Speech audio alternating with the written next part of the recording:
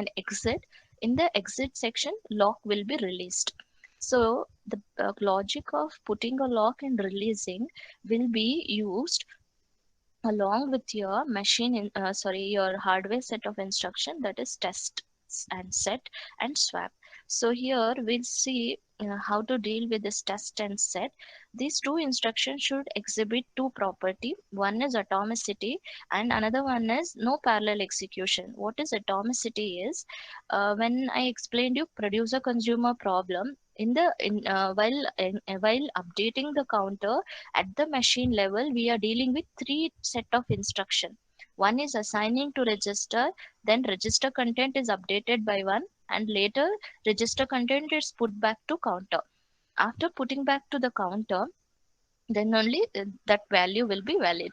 But I showed you in another slide that where the steps, 6 steps were there, they were jumbled up, resulting in a wrong answer.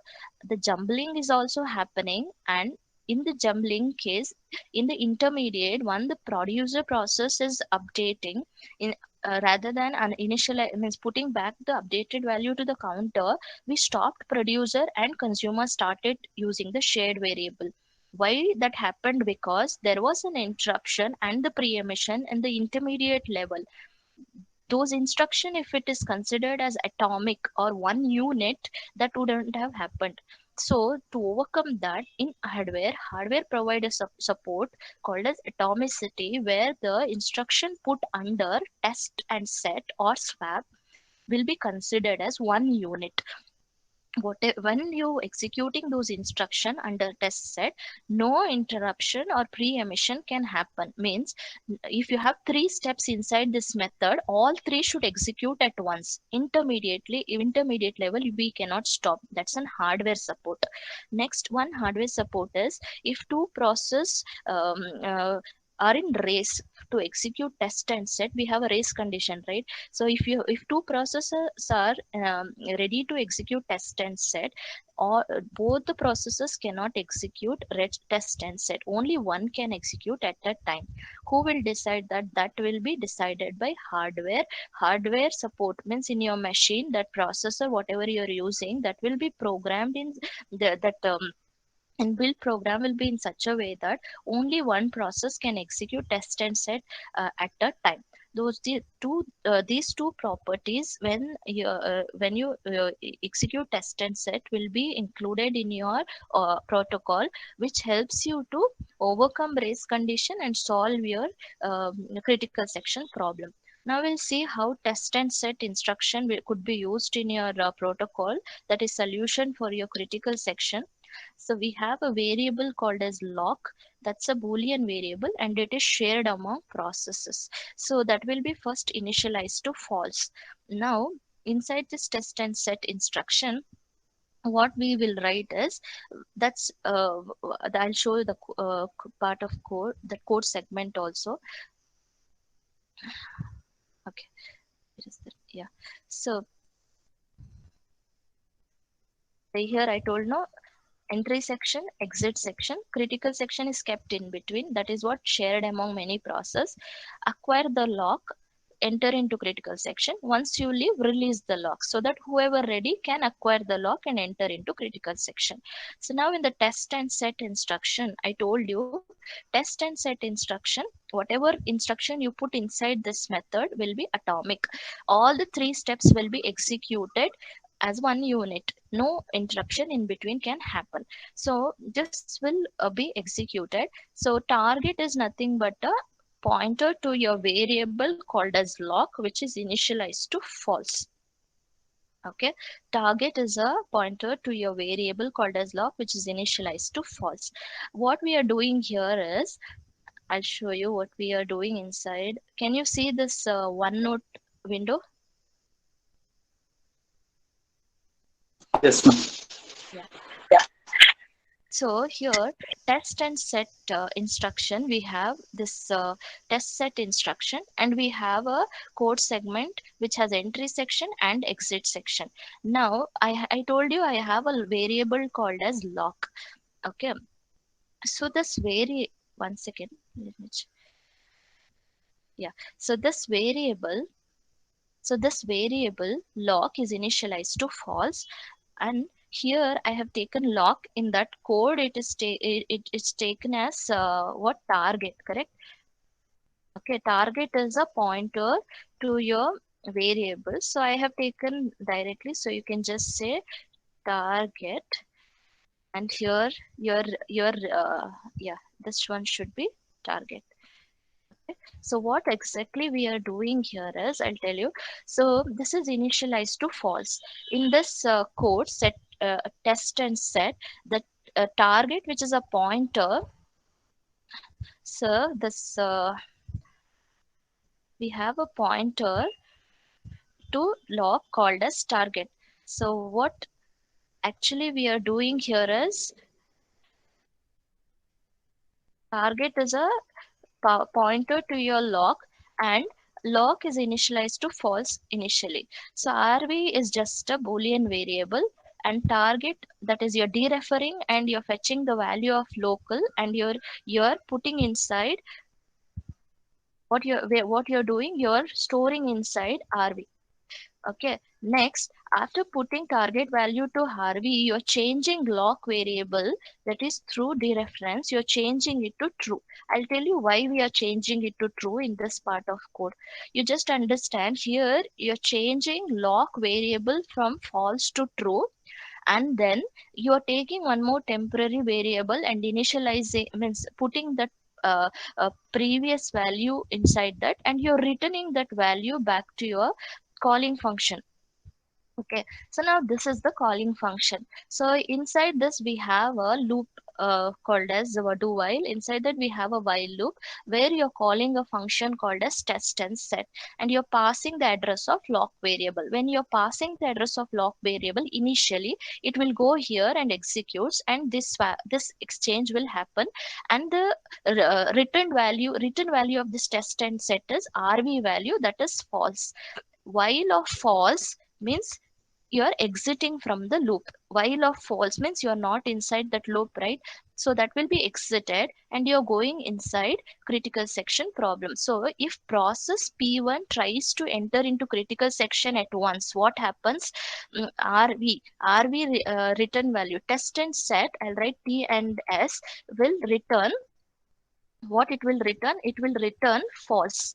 So when it returns false, so while of false means exit from the loop. So when you exit from the loop, where you're entering into critical section. So you means process one. Process one will enter into critical section. Whatever code you have written inside critical section will be executed, and then P1 will set the lock variable to false, which was true will be set to false. Okay, I'll tell you this one later. Still we are in critical section. Consider P1 is in critical section now. What happens if another process P2 try to enter? Our our logic or protocol should satisfy mutual exclusion. Mutual exclusion means if P1 is there in the critical section, P2 or any other process should not enter. Now P1 is already there in the critical section, right? Now if P2 tries to enter, our job is to block it. It should not enter into critical section. We'll see whether this code segment will block P2 or not and exhibit mutual exclusion. Now, what is return value, which is false, and lock is set to true. When P2 tries to enter, again test and lock, test and set function is called passing true. So when you pass true, what happens? Again test and set instruction will be called. So here true and false. So what you're doing, you're putting target value, that is true, to RV. So this false becomes true, correct? And target will be again set to true, means this will be again true. From true again it changed to true. Now it will check and it will return back true to calling function. So here when it executes, when it tries to enter, so this part of the code test and set will be executed, and return value will be while of true. Okay, so when while of true executed, I added a semicolon here. If you can see, semicolon while of true means it will not exit from the loop. It will be inside the loop doing nothing. That's an infinite loop, correct? It's an infinite loop. So P2 will be struck inside or blocked inside, stuck inside loop. So when it is stuck inside loop, it cannot enter into critical section. So we achieved mutual exclusion, right? So how did we achieve mutual exclusion? Initially setting lock to false, changing this value and returning the previous value, and changing lock variable from false to true. When you change false to true, if another process try to execute, it will be struck inside the while loop so that it will not enter. Mutual exclusion is achieved.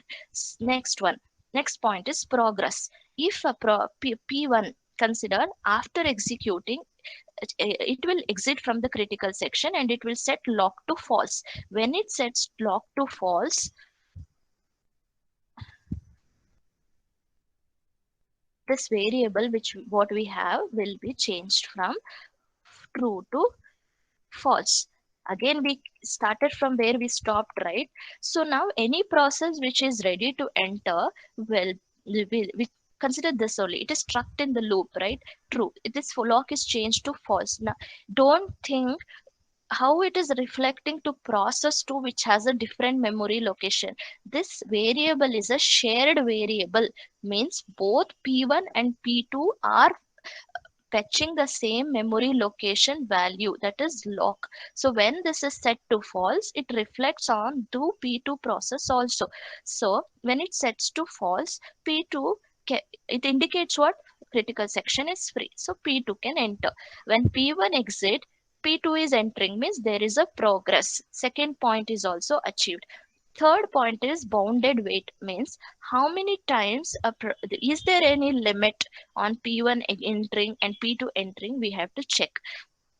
If you see this code, when P1 exits, it sets lock to false, but it is not telling who next is next which process to enter.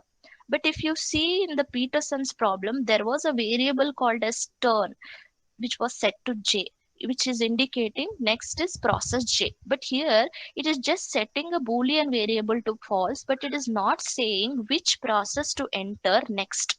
So that indicates what? Anybody can enter. When P1 exit, P1 only can take next turn and enter into critical section, correct? So there is no bound or a limit on how many times a process can enter into critical section. That is why this set test and set instruction of hardware solution to solve critical section problem achieve only mutual exclusion and process, which is good enough to say it's a solution for critical section problem, but it will not it will not satisfy bounded wait, because it will not say how many times a process can enter. When it is not saying anybody can enter, anybody can means anybody means any process can enter any number of times. That is why test and set will exist